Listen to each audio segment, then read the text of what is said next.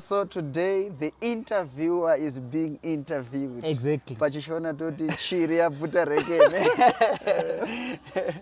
I love interviewing other people. Okay. But me being interviewed, Yeah. it's not my thing. Ndaizwa pane pachinzi tell us about yourself. That's the most difficult question. You don't know where to start. Where to start, yeah. How should I say it? Do you want the now me or you want the past? The past, yeah. How long should I make it? Yeah. Yeah, so maybe the viewers want to know who is KELVIN Birioti. KELVIN Birioti is a content creator. Okay. Who grew up in Chinoy. I did my studies, primary, high school, and then tertiary. Okay. I went to Bindura. I needed to change environment. Okay.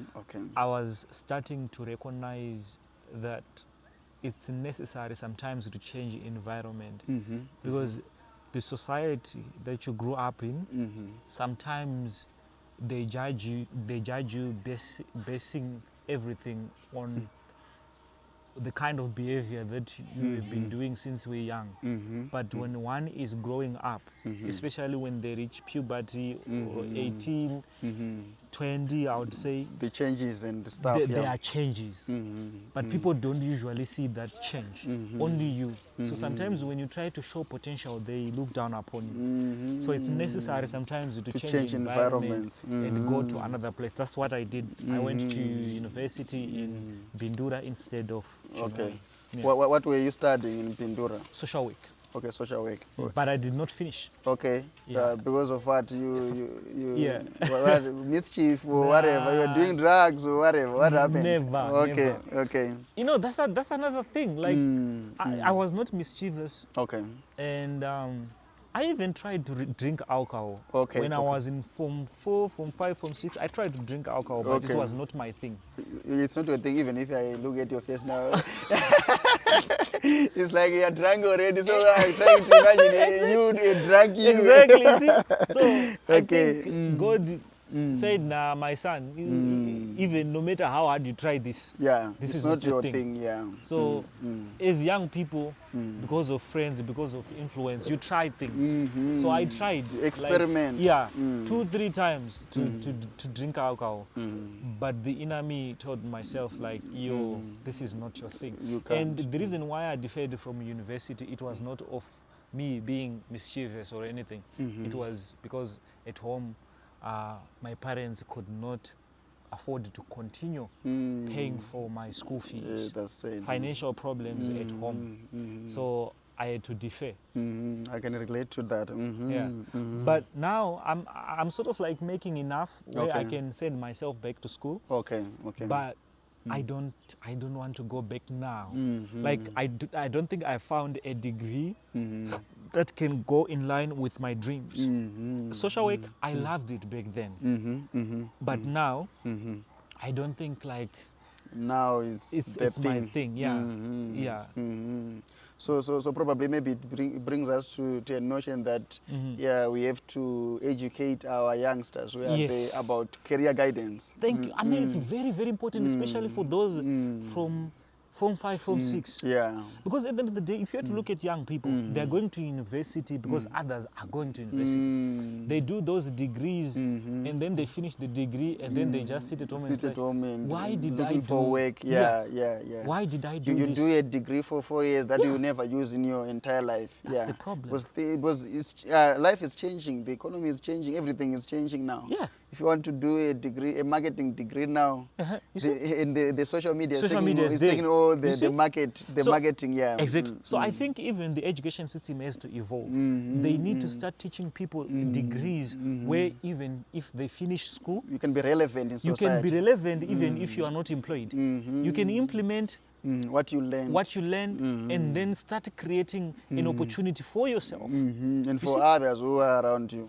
How did you start and when did you start the issue in the journey of content creation? So the reason why I started content creation is because of football. Okay. I started content creation by mistake. Okay.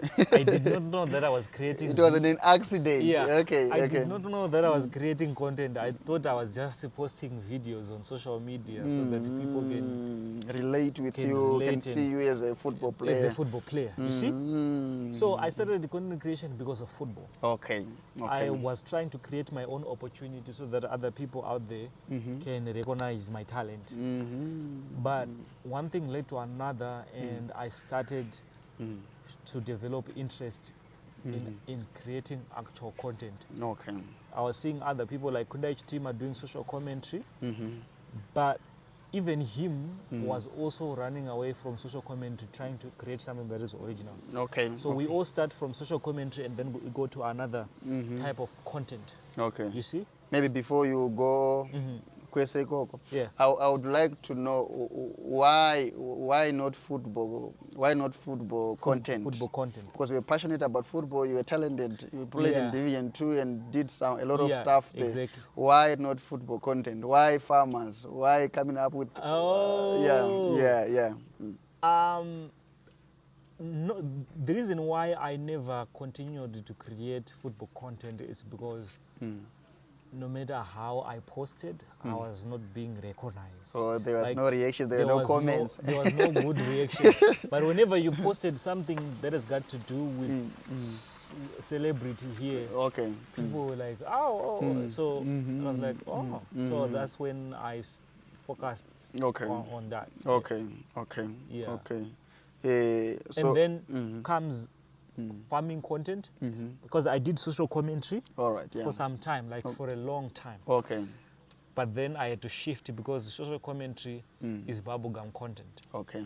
And when you need to explain them. Yeah, if you say bubblegum content, that's a big jargon to us laymen. We need to know what's bubblegum content. So bubblegum content is the kind of content that you create today and then tomorrow it doesn't have relevance. Fear dent. Yeah. You see? Okay. So it's something that you make today and it's trending today and then tomorrow it's not trending. Okay. Then you are done.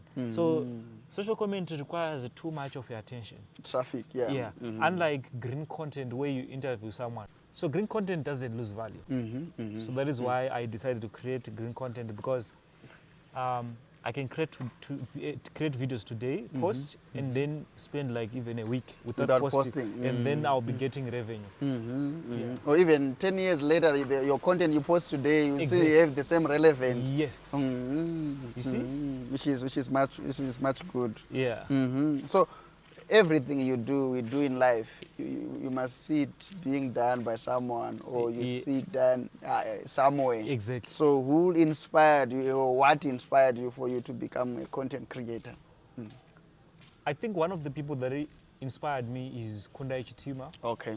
He was really doing well. Okay. And he's one of the people that motivated me to go full time.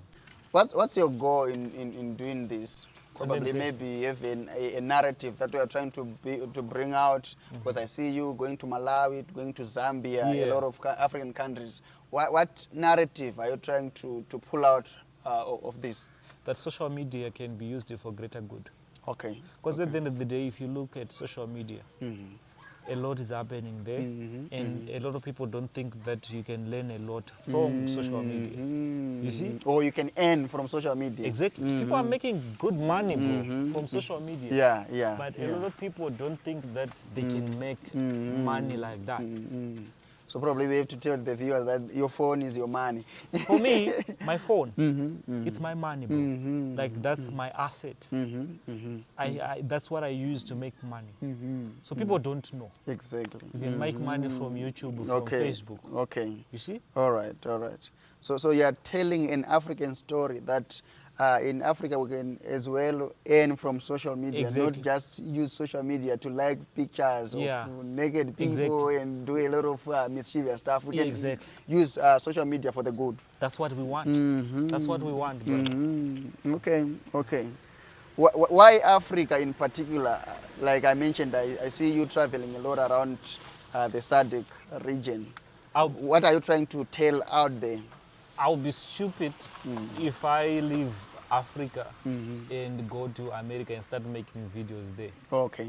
I need to start creating content in my own continent, Africa. And the reason why I'm traveling from one country to another, it's because of business opportunities that can be portrayed on social media. You know, people pay a fortune to learn business, but with the kind of content that I create, you can just watch a video and learn business. You're inspired, you learn a lot of stuff, exactly. and you can do a startup. Very. So that's what I'm trying to achieve. And you're an asset. You're an African asset. I pray so. So, where do you see yourself in the next 5 years? You are growing. We know you are growing. You are yet to get into the nitty-gritties of the whole thing. Every day you are learning. Where do you see yourself in the next 5 to 6 years? You know, that's a difficult question for me. It's like when people were asking me when I was young, like, what do you want to be when you grow up? You say want to be a pilot. But me, like, I would always keep quiet, like not knowing how to answer that question. But in my case, I pray, I don't see myself anywhere, but I pray to be where God wants me to be in 5 years. That's my biggest prayer. The growth required and the whatever the nitty-gritty that you require to be there in 2030. So I'll be happy where God, I know God wants the best for me. So what God wants for me, it's what you will be in the next 5 years. Yes, that will be my goal. I pray so. That's wonderful. That's wonderful. So in every journey, it's not always fluid. It's not always like it's rice and chicken. So there are challenges that you face. What are the challenges that you face in this content creation journey? The biggest challenge is Africa. Okay. Africa, we are very behind in terms of everything. Okay. In terms of data. Technology. Yeah, so technology, not everyone has access to a phone. Not everyone. Let alone internet. But at the end of the day, you know, we have a lot of people here. Okay. So if we can have a lot of people on social media, it means that our content is being watched. You reach a lot of people. Exactly. So you can look at me. I started content creation 4 or 5 years ago, and I still have 100,000 subscribers. Okay. The same people who are in America who started 4 or 5 years ago, they have millions of subscribers. They're far above. Exactly. So I have the same experience. If you take me and I sit there, if you take that person and they sit there, talk content creation, you could tell that these people are on the same level. No, on the level, but in terms of results now on the ground. Exactly. Because of where we are coming from. So that is the biggest location challenge. Location is the biggest challenge, but you can't run away from Africa. Africa is home. Africa is home. And we want to tell our African story from here. Yes. Oh, I see. So that's the biggest challenge. Okay. So probably someone is watching. And then they'll say, I want to start content creation. I want to be like where Birioti is. I want to travel to Malawi. I want to taste the waters of Zambia. I want to be in wherever you might have been. What advice can you give to them? So I would say, I want to show them this. This is a phone. Okay. I reached 126,000 subscribers using this phone. It's an asset, not a liability. If you are buying data and you are just going on social media without earning revenue from what you're doing on social media, your phone is a liability. It's a liability, It's consuming your money for nothing, and it's not retaining money. But for me, it's an investment. It's an investment.